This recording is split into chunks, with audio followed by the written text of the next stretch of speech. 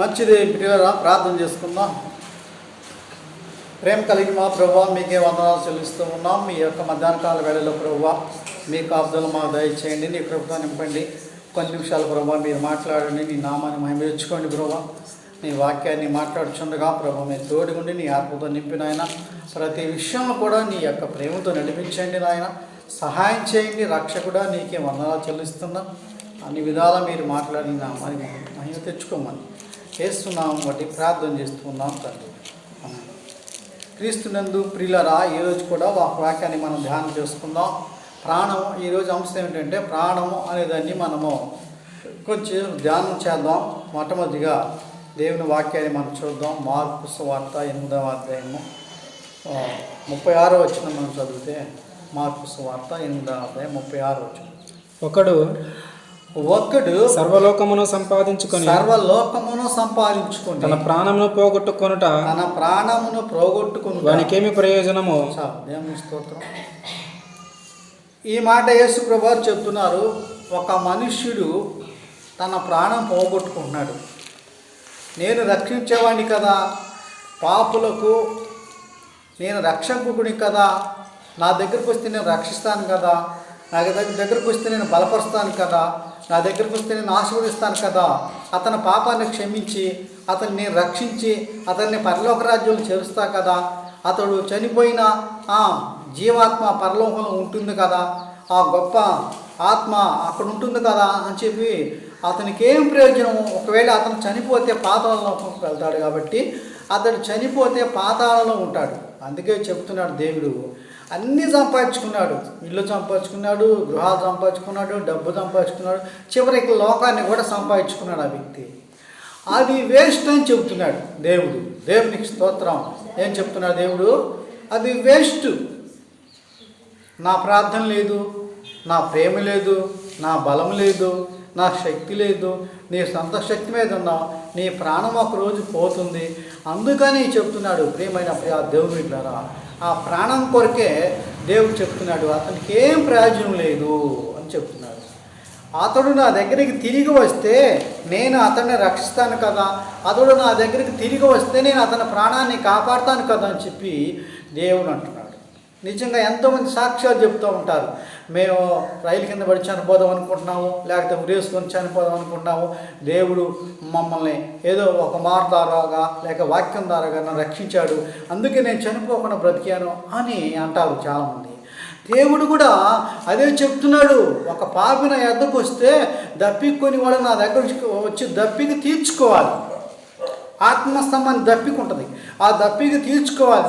నా దగ్గరకు వస్తే అతడు మార్చుకునేవాడే, తన ప్రయత్నం మార్చుకునేవాడే, అతనికి ఏమి ప్రయోజనము లేదు అని దేవుని యొక్క వాక్యము సెలవిస్తూ ఉన్నది. దేవునికి స్తోత్రం. ఈ ప్రాణం పోతుంది మానవులు కాబట్టి ఎప్పుడో మన ప్రాణం పోతుంది. ఆ మరణం అనేది అందరికీ ఉందని బైబిల్ చెప్తుంది. కానీ మనం చనిపోయిన తర్వాత మన స్థితి ఏమిటి అది కూడా ఒకరోజు చెప్తా. మరణించిన తర్వాత మనుషుడి స్థితి ఏమిటి అనేదాన్ని కూడా ఒకరోజు చెప్తాను. ఈరోజు ప్రాణం గురించి చెప్తున్నాం పిల్లరా. ఏం ప్రయోజనం లేని ప్రాణం ఇది.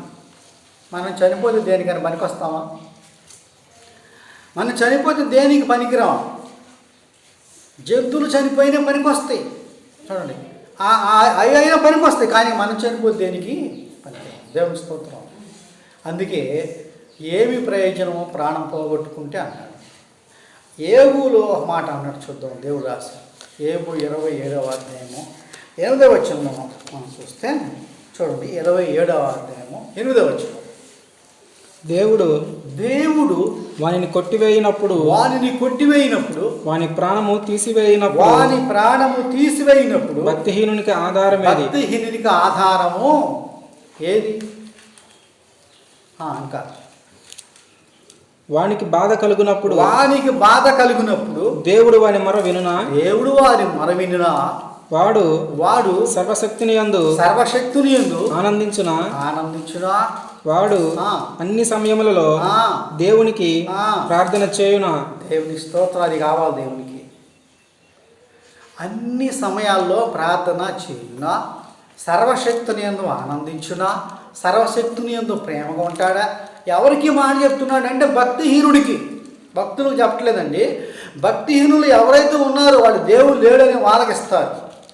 దేవుడు లేడు నాస్తికులు వాదకిస్తారు. దేవుడు లేడు రామాంజమ ఇంకా చాలా మతాలు ఉన్నాయి దేవుడు లేడని చెప్పేవాళ్ళు ఉన్నారు.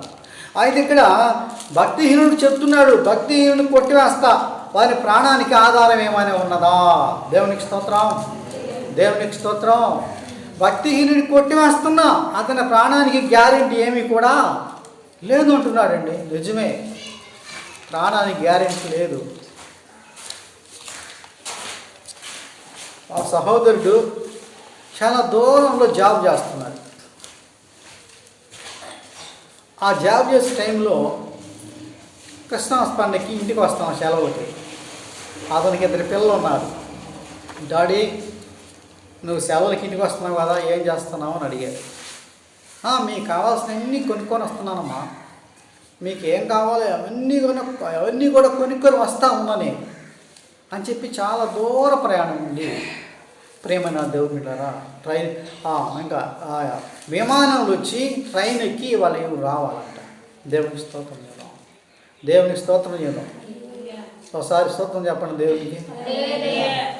ఎందుకంటే మీ మాటలు కూడా వినపడతాయి. క్రీస్తునందు ప్రియ ఈ లైవ్ చూస్తున్న దేవుని బిడ్డలారా, అతను తన పిల్లల భవిష్యత్తు కోసమై పిల్లలకు కావాల్సినవన్నీ కొనుక్కున్నాడు, భుజాన్ని వేసుకున్నాడు. చూడండి, ఆ ట్రైన్ ఎక్కుతున్నాడు. ట్రైన్ ఎక్కుపోయి కాలు జారి కింద పడిపోయాడు. కింద పడగానే ఒక ట్రైన్ వచ్చి ఆయన మీదుగా వెళ్ళిపోయింది. ఆ శిరస్సు ఒక పక్కన పడింది, మొండెం ఒక పక్కన పడింది.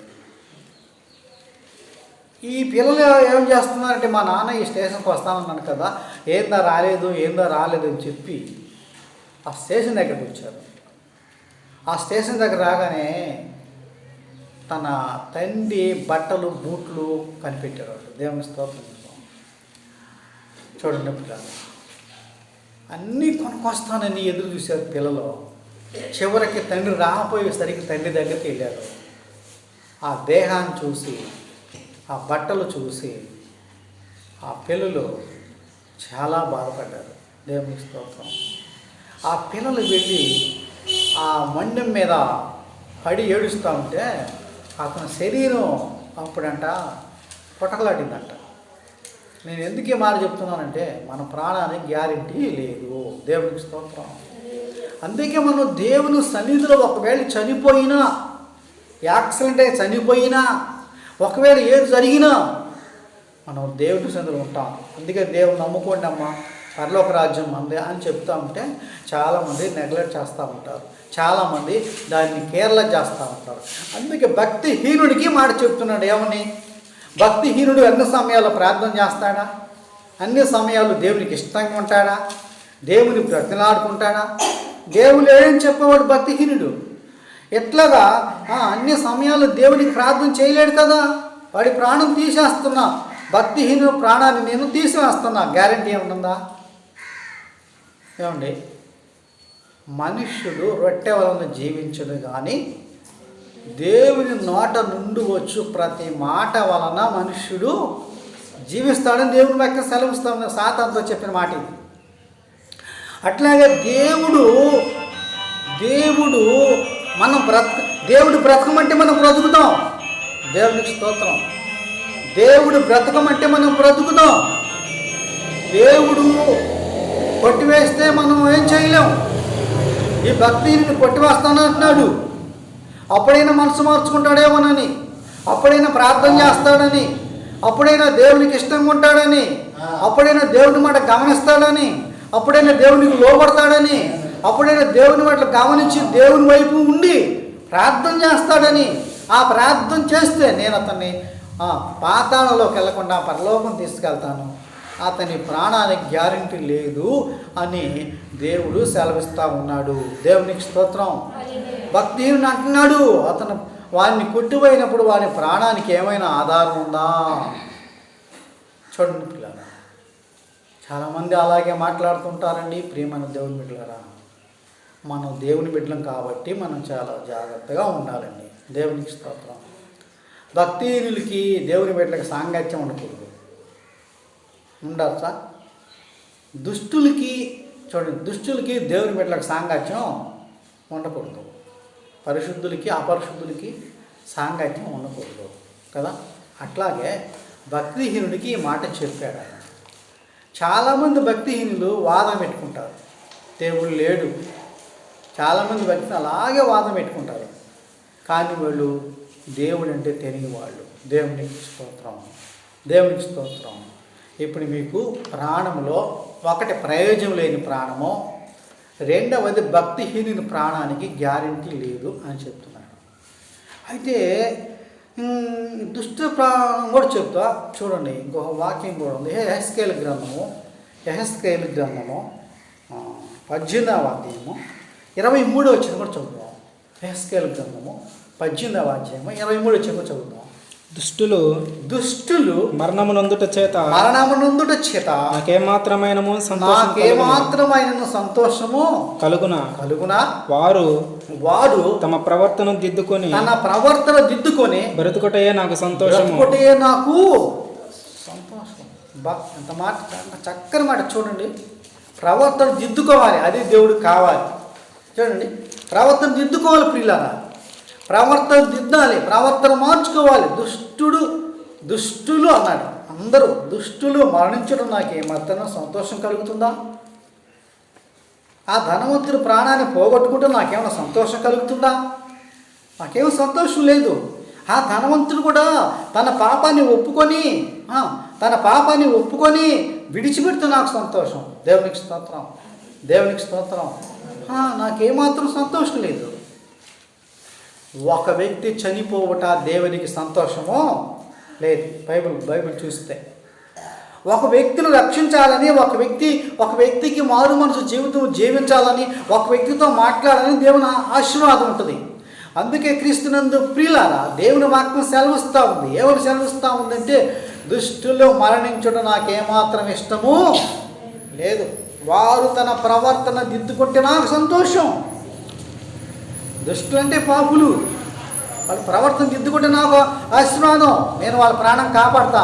వాళ్ళు మరణించే వల్ల నాకేమాత్రం సంతోషమో లేదు. ఎవరికి సంతోషం? ఎవరికి సంతోషం అండి?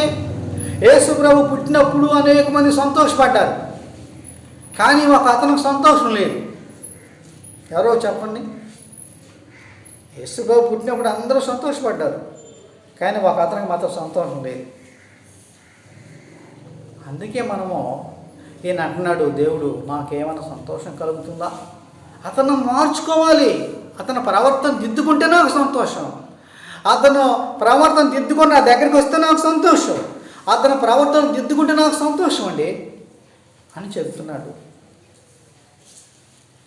3వ పాయింట్లో మనం చూసాం, ప్రవర్తన దిద్దుకుంటే ప్రాణం కాపాడుతుంది. దేవునికి స్తోత్రం, దేవునికి స్తోత్రం. 63వ కీర్తన 2వ వచనం చదువుదాం. కీర్తన గ్రంథం 63వ కీర్తన 2వ వచనం. నీ బలమును నీ ప్రభావమును చూడవలెనని పరిశుద్ధ ఆలయమందు నేనెంతో ఆశతో నీ తట్టు కనిపెట్టుకొని ఉన్నాను. నీళ్లు లేక ఎండి ఉన్న దేశమందు నా ప్రాణము నీ కొరకు తృష్ణగొని ఉన్నది. దేవుని స్తోత్రం.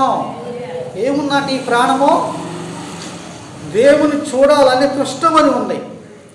దేవుని బలము చూడాలని, దేవుని ప్రేమ చూడాలని, దేవుని మహిమ చూడాలని, దేవుని యొక్క ఆశీర్వాదం పొందాలని నీ కొరకు నా ప్రాణము తృష్ణగొనుచున్నది. దేవుని స్తోత్రం. ఇది దేవుని చూసే ప్రాణం. ఏమండి, నేడో రేపో యేసయ్యా రాబోచున్నాడు, నిన్నో నన్నో ఆయనతో తీసుకుపోతాడు. నేడో రేపో యేసయ్యా రాబోచున్నాడు, నిన్నో నన్నో ఆయనతో తీసుకుపోతాడు. ఎత్తబడుదువో నీవు విడువబడుదువో, ఎత్తబడుదువో నీవు విడువబడుదువా. నేడో రేపో యేసయ్యా రాబోచున్నాడు, నిన్నో నన్నో ఆయనతో తీసుకుపోతాడు. ఇదేం ప్రాణం అంటే దేవుణ్ణి చూడాలని ఆశ కలిగిన ప్రాణం. ఏం ప్రాణం చెప్పండి? ఏం ప్రాణం అంటే దేవుణ్ణి చూడాలని ఆశ కలిగిన ప్రాణం. దేవుని వెతకాలని చూడాలని ఆశ కలిగిన ప్రాణం. దేవుని మహిమ చూడాలని, దేవుని ప్రభావం చూడాలని నా ఆత్మ నా ప్రాణం నీళ్లు లేక ఎండిపోయినట్టున్నాయ్యా. దేవునికి స్తోత్రం. భక్తుడిని దావీదు రాస్తున్నాడు ఈ కీర్తన. నీళ్ళలాగా ఎండిపోయింది నా ప్రాణం. నా ప్రాణం నిన్ను చూస్తే నా ప్రాణంలో ప్రాణం ఉంటుంది, నా ప్రాణంలో నీళ్ళు వస్తాయి. నిన్ను చూడాలని ఆశగా ఉంది. అందుకే కనిపెట్టుకుని ఉన్నా, అందుకే ఎదురు చూస్తున్నా, అందుకే నీ కోసం నేను ఆకలి కొని ఉన్నా. తృష్ణ కొని ఉన్నటువంటి ఎదురు చూడటం, ఆకలి కొనటం. ఎప్పుడు వస్తాడా, ఎప్పుడు చూద్దామా? దేవునికి స్తోత్రం. దేవుని చూసే ప్రాణం, దేవుని కొరకు ఎదురు చూసే ప్రాణం, దేవుని కొరకు తృష్ణగుని ప్రాణం. ఈ ప్రాణం మరి మన ప్రాణం కూడా దేవుని కొరకు ఎదురు చూడాలి. దేవుని కొరకు మన ప్రాణం కూడా ఎదురు చూడాలి. దేవుని కొరకు మన ప్రాణం కూడా తృష్ణకొని ఉండాలి. దేవుని కొరకు మన ప్రాణం కూడా ఎదురు చూసి చూడండి. అందుకే నేను చెప్తున్నా, ప్రాణం, నీ ప్రాణం ఎలా ఉంది? దేవుని చూసే ప్రాణం చూడండి. ప్రార్థన లేని ప్రాణం, ప్రయోజనము లేని ప్రాణము. మనం ఇంకా కొన్ని ప్రాణాలు చూద్దాం బైబిల్ గ్రంథంలో. లోకా 1:46 చూడండి. లోకా 1:46, లోకాసువార్త 41వ అధ్యాయం 46 వచ్చిన చూద్దాం. అప్పుడు మరియ ఎట్లా నేను నా ప్రాణము ప్రభువును గణపరచుచున్నది. అబ్బా, దేవుని స్తోత్రం చేద్దాం, దేవుని స్తోత్రం చేద్దాం, దేవుని స్తోత్రం చేద్దాం. ప్రియులారా, మరియా ఎలిజబెత్ దగ్గర అక్కా చెల్లెలే. ఎలిజబెత్ దగ్గరికి మరియం వచ్చింది. మరియం వచ్చి చూడండి, ఎలిజబెత్ వీళ్ళిద్దరూ ఒక ఇంట్లోకి వచ్చినప్పుడు ఆమె చెప్తా ఉంది, నా ప్రాణము. ఆమెను చూడగానే తన గర్భంలో శిశువు గంతులు వేసిందంట. నా ప్రాణము ప్రభువుని గణపరుచుచున్నది. తర్వాత ఏముందయ్యా అక్కడ 1:46, లోక 1:46. ఆయన తన దాసురాలి దీనస్థితిని కటాక్షించెను. నా ఆత్మ నా రక్షకుడైన దేవుని యందు ఆనందించెను. దేవునికి స్తోత్రం. ఇక్కడ ఉంది, నా ప్రాణము దేవుణ్ణి ఘనపరుస్తూ ఉంది.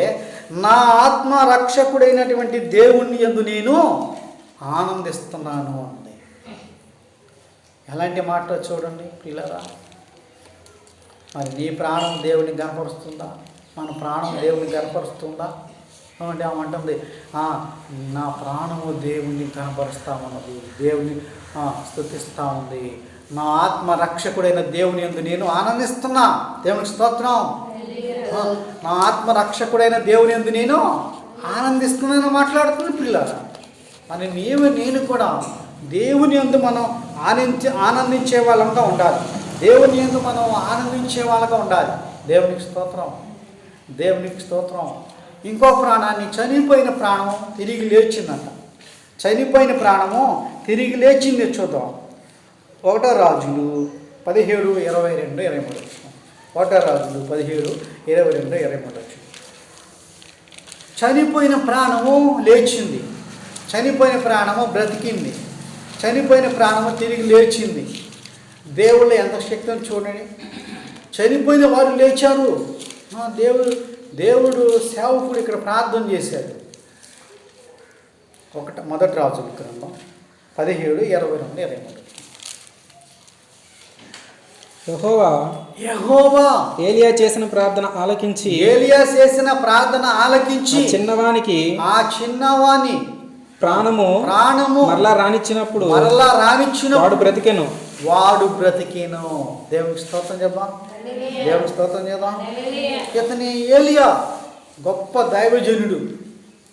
ఏలియా ప్రార్థనాపరుడు, విశ్వాస వీరుడు, ప్రార్థనాపరుడు.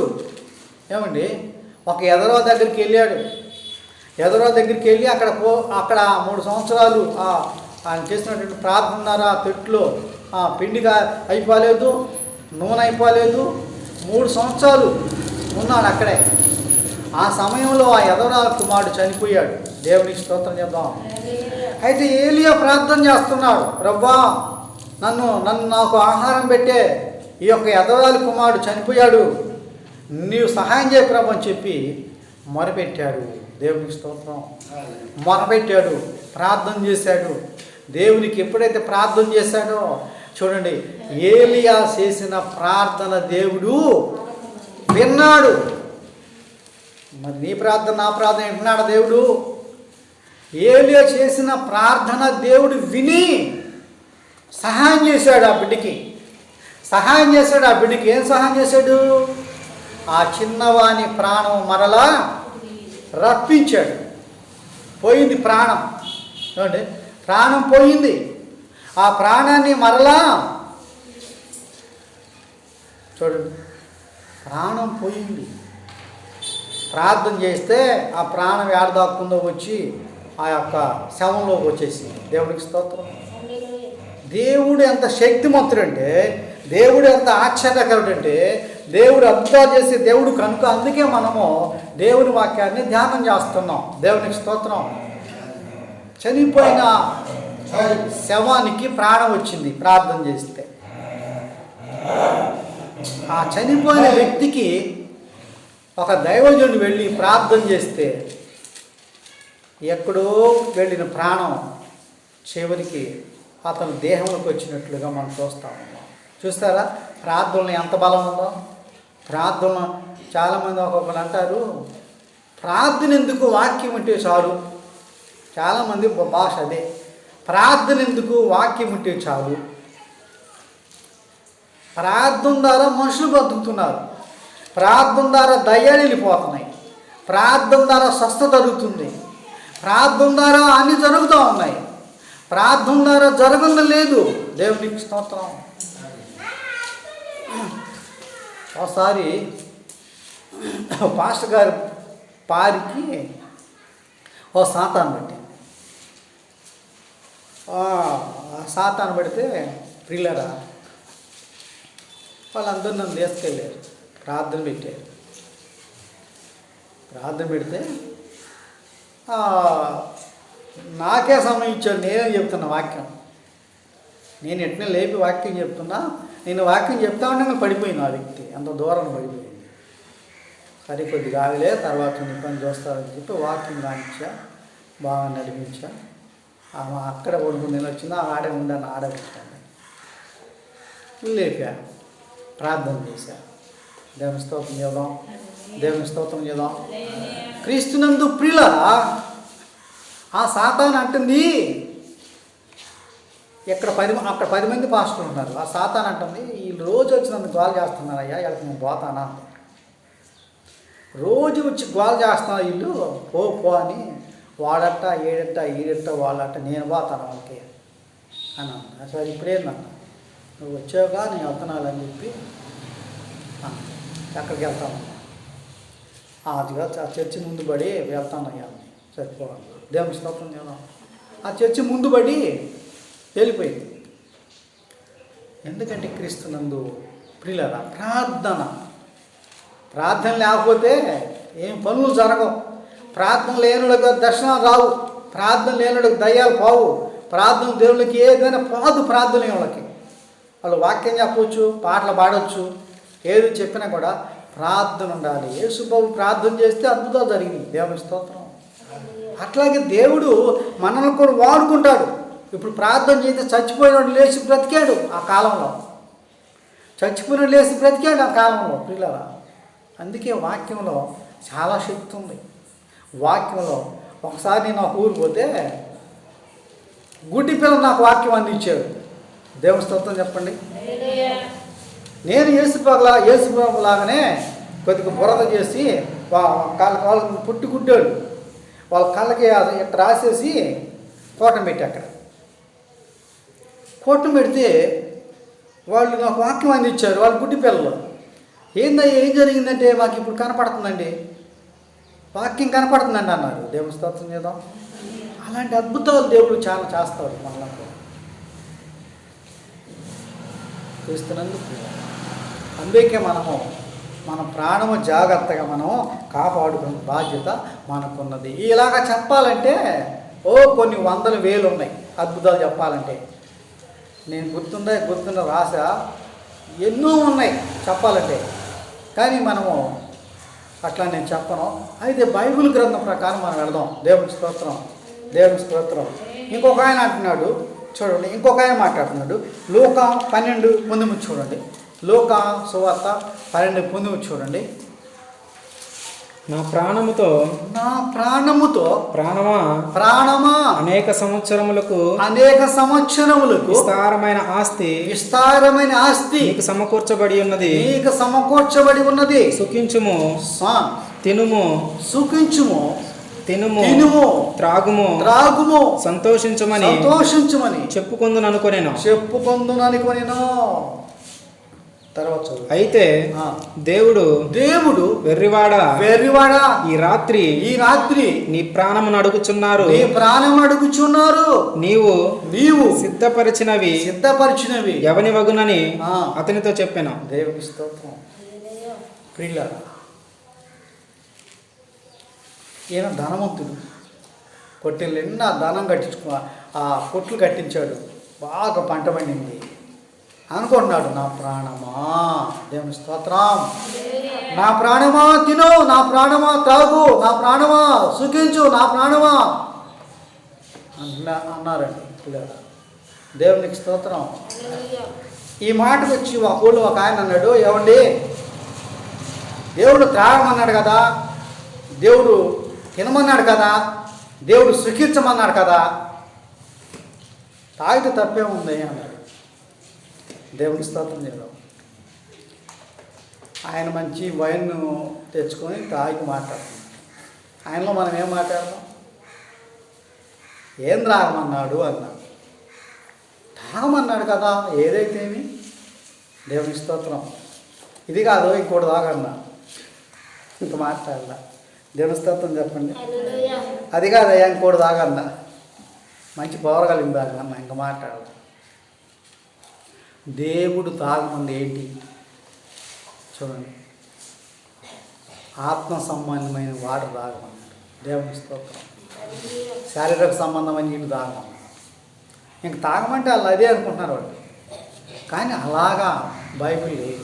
దేవుని స్తోత్రం. ఈ ధనవంతుడు అంటున్నాడు తిను. ఆ ధనవంతుడు తన ప్రాణంతో చెప్పుకున్నాడు, నా ప్రాణమా కష్టపడే పని లేదు, ఎన్ని సంవత్సరాలు వర్షం పడిపోయిన బాధ లేదు, పంటలున్నాయి, నీకు గదులున్నాయి, ఆ గదుల్లో చక్కగా గదుల్లో ఒడ్లున్నాయి, ధాన్యం ఉంది, ఎన్ని సంవత్సరాలు పండిపోయినా నీకు బాధ లేదు నా ప్రాణమా, తిను, ఒడ్లు మరకాల్సి వస్తా, తిను, త్రాగు, జీవించు, సుఖించు అన్నాడు.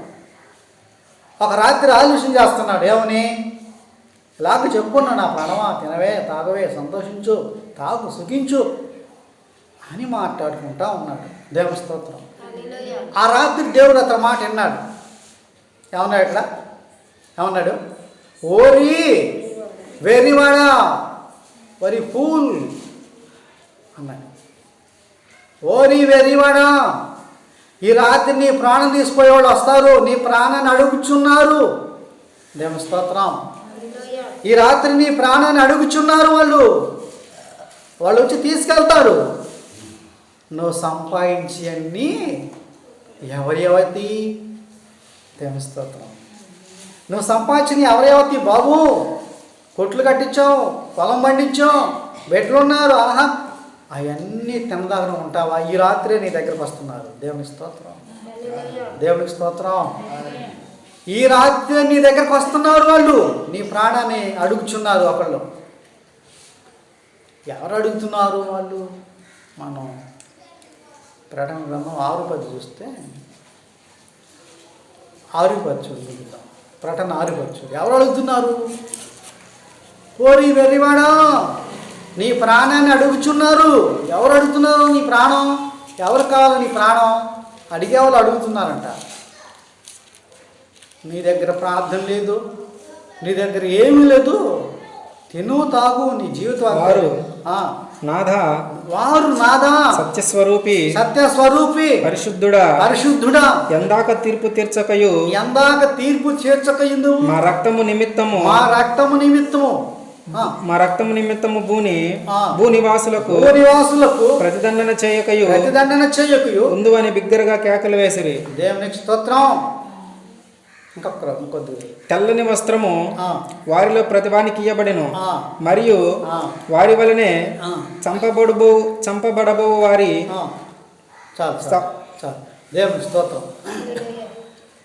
యేసు ప్రభు వాక్యం నిమిత్తమై శరచ్ఛేదన చేయించుకొని, రంపాలతో కోయించుకొని, నరకబడి చనిపోయి, ఆ చనిపోయినటువంటి ఆత్మలు దేవుని దగ్గర, దేవుని కుడిపార్శ్వం దగ్గర ఆ బలిపీఠం కింద ఉన్నాయి. దేవుని స్తోత్రం. ఆ బలిపీఠం కింద ఉన్న ఆత్మలు దేవుని అడుగుతూ ఉన్నాయి.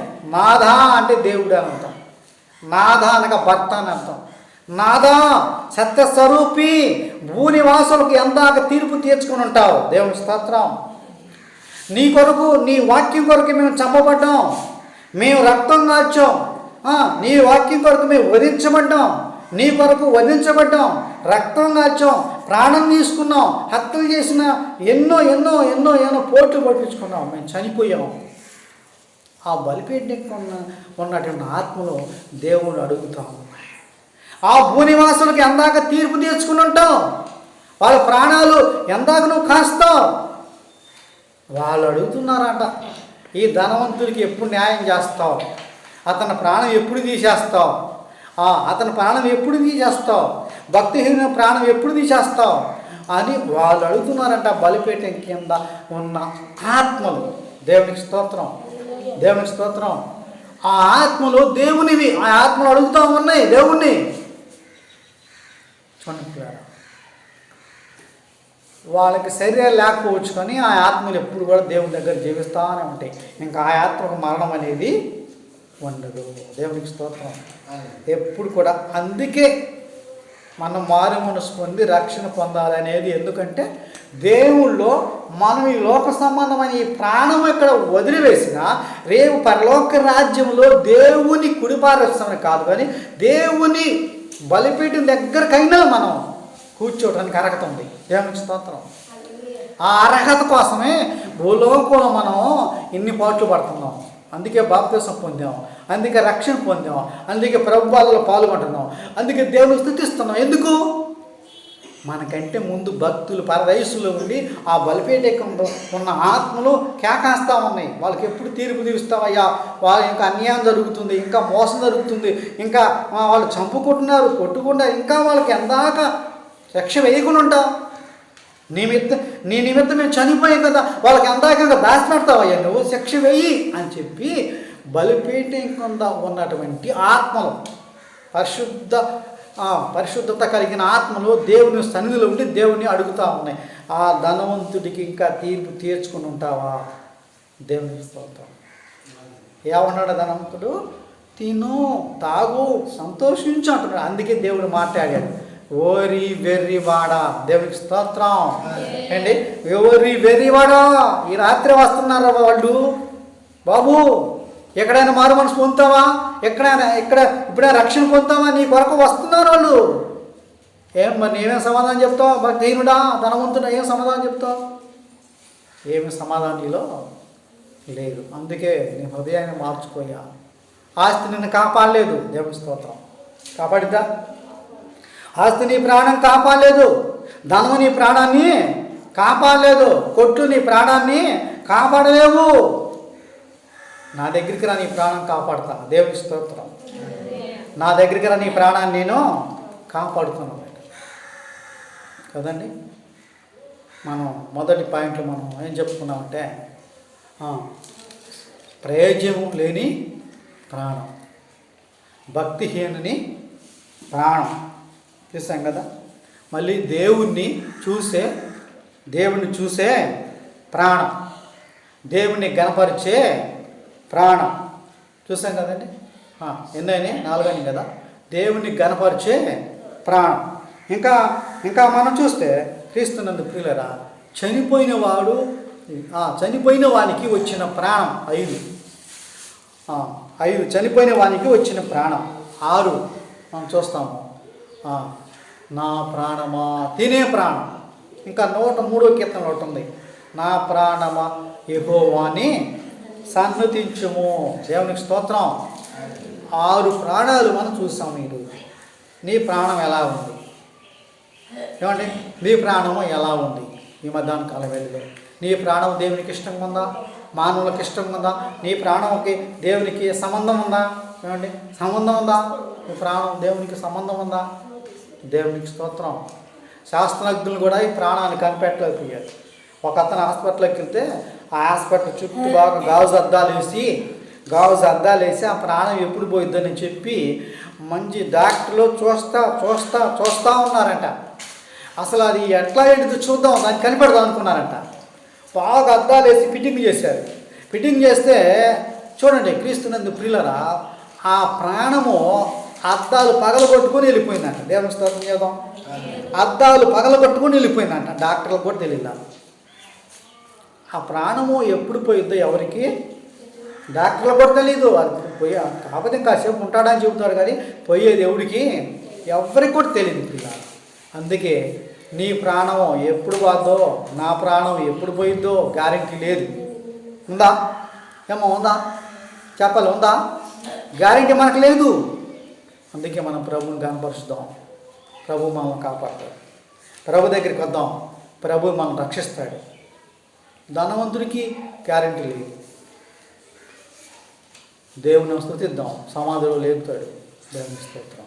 చిన్న ప్రార్థన చేద్దాం పిల్లలు.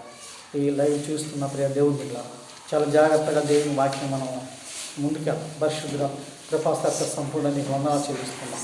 ఈ మధ్యాహ్న కాల వెళ్ళే ప్రభావాన్ని ప్రస్తుతానికి కొన్ని ప్రాణాల గురించి ఈరోజు నువ్వు నాతో మాట్లాడేది. నా ప్రాణం నేను కనపరచలేదు. మరేమో అందరూ నా ప్రాణం దేవుని కనపరుస్తూ ఉన్నాను చెప్పి. ఇదిగో మేము దుష్టులా ఉండకూడదు. దుష్టులు మరణించడం నాకేమని ఇష్టమన్నావు, సంతోషం కలుగుతున్నాను. మేము నాయన నీలో జీవించడానికి ఇష్టపడుతున్నామయ్యా. నీ కృపను దయచేయ ప్రభావ, నీ ఆత్మను దయచేయ ప్రభావ. నీకే వందనాలు చెల్లిస్తున్నామయ్యా. ప్రతి విషయంలో కూడా నువ్వు తోడుగా ఉండు నాయన. నీ కాపుదలు దాచి వచ్చిన బిడ్డలందరినీ మీరు ఆశీర్వదించండి ప్రభావ. రాలేక ఉన్న ఇంకెనుకోని బిడ్డలు కూడా ఇంకొక సమయంలో మీరు రప్పించండి ప్రభావ. మీ స్తోత్రాలు. ప్రతి విషయంలో కూడా తండ్రి మీరు తోడుగా ఉండి నీ నామానికి ఘనత మహిమ కలుగునట్లుగా సహాయం చేసి మీ కాపుదలతో నింపి ప్రభావ. అన్ని విషయాలు కూడా తోడు నువ్వే కాపాడము. యేసుక్రీస్తు వారి నామమున ప్రార్థన చేస్తూ ఉన్నాం తండ్రి. ఆమేన్. మన ప్రభు అయిన యేసుక్రీస్తు వారి కృప, మన తండ్రి అయిన దేవుని ప్రేమ, పరిశుద్ధాత్మ అనే సహవాసము కూడి ఉన్న మనకును లాలమున బిడ్డలకు ఇప్పుడు ఎల్లప్పుడూ సదాకాలం తోడు అని మనల్ని అందరినీ ఇలాగ ఆస్వాదించును రాక. అలాగే మీ అందరికీ వందనాలండి. మిమ్మల్ని మీ కుటుంబాలని దేవుడు ఆస్వాదించును రాక. ఆమేన్.